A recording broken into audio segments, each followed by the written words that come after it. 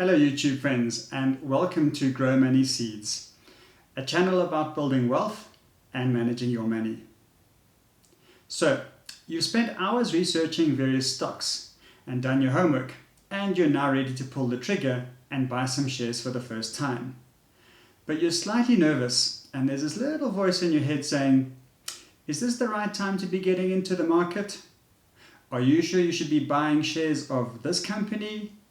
What if the price falls once you buy the shares? These are all normal emotions, and your questions are completely valid. But let's take some time to discuss this in a little bit more detail. Right, let's get to it.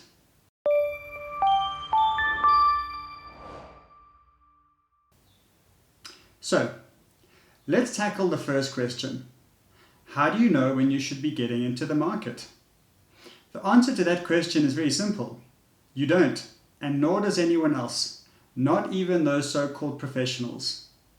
Timing the market is near impossible, and we don't know where the top or the bottom of the market is. Personally, I'm more of a momentum trader, and I like buying into strength. There is a lot of merit to the saying, trade with the trend.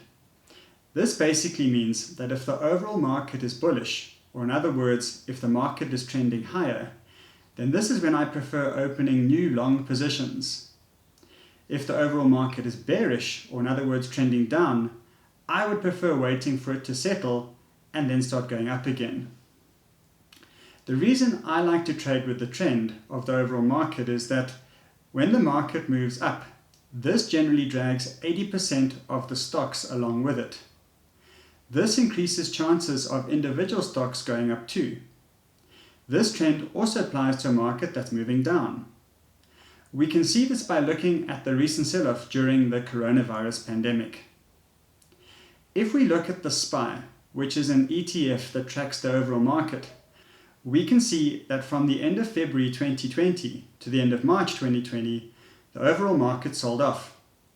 Almost all of the stocks followed suit.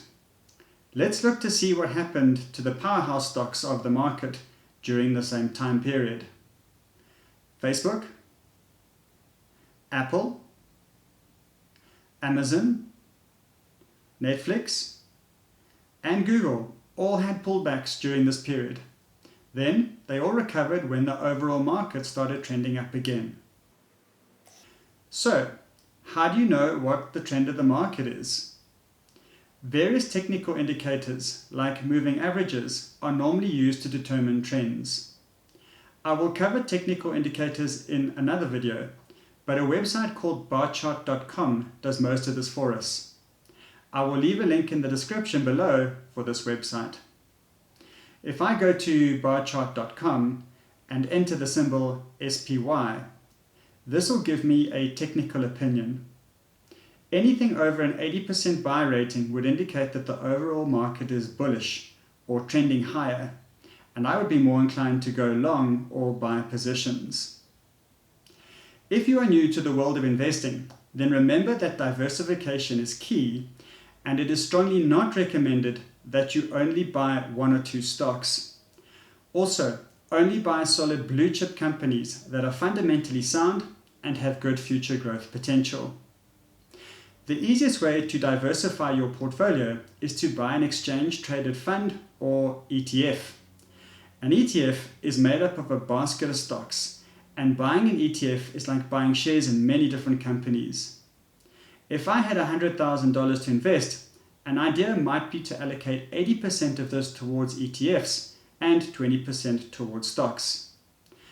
40% of this would be allocated towards the SPY ETF, which is a fund made up of 500 major US companies.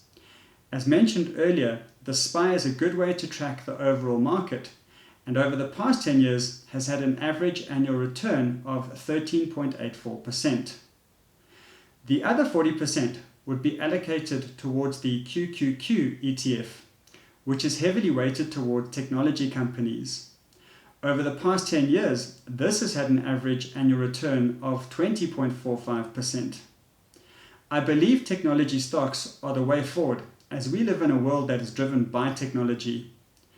There will be a time when you may just have a robotic housekeeper, autonomous electric cars will be the norm, and cell phones will have even more capabilities than they have today. With the final 20%, I would have fun choosing some individual stocks and let this make up the balance of my portfolio. Choosing individual stocks can be very rewarding and will keep you engaged with the market. I'm technology biased, so if you're looking for ideas, Yahoo Finance has a watch list called Tech Stocks That Move the Market. I will leave a link for this in the description below. In future videos, I will show you how to use an option strategy called cash secured puts to buy stocks at a discount. So now would be a good time to click the subscribe button so you don't miss anything. Now, if you're anything like me, once I enter a new position, it generally seems to go down. It's important to remember that trading stocks can be risky, but they can offer the potential of better returns than other investments. Unfortunately, in the world of investment, there's nothing with high reward without risk. If a stock initially goes down, this is only a paper money loss. The only time it is a monetary loss is when we close or sell out our position. It's important not to panic and not to sell your positions if there is a pullback. There's definitely some degree of mental strength that is needed. Stocks have always recovered. Even after wars, the Great Depression, the dot-com bubble crash in 2000, the 9/11 attacks in 2001, the financial crisis in 2008, and more recently, the coronavirus pandemic in 2020. In fact, if you'd invested $10,000 in the market in 1990 and held it through all those pullbacks, you would still have returned around $150,000 today. Remember that as an investor, our goal is long-term growth, and historically, the market has always gone up over time. I would suggest that when you're buying shares, your investment time horizon should be at least 5 years. This will allow you to ride out any ups or downs in the market. On this note, if you're a pensioner and adverse to risk, or you have a short-term investment horizon of 1 to 3 years, then you may be better off investing in bonds and avoiding stocks. A bond ETF like the Vanguard Total Bond Market, ETF symbol BND, may just be a safer option. Right, so just to recap, remember, don't try and time the highs and the lows of the market. Trading with the trend is far easier, and individual stocks move in the direction of the overall market. Diversify your portfolio and only buy solid stocks with good fundamentals. Stock prices will go up and down and can be fairly volatile, but as an investor, you need to be mentally strong and ride out any ups and downs in the market. Investing is a long-term game with an investment horizon of at least 5 years. So relax, keep calm, and stay the course. If you have found this video useful, then please don't forget to click the subscribe and the like buttons so you are notified when future videos are released. This would be much appreciated, and this will help my channel to grow and hopefully help others to achieve their financial goals. Thanks for watching.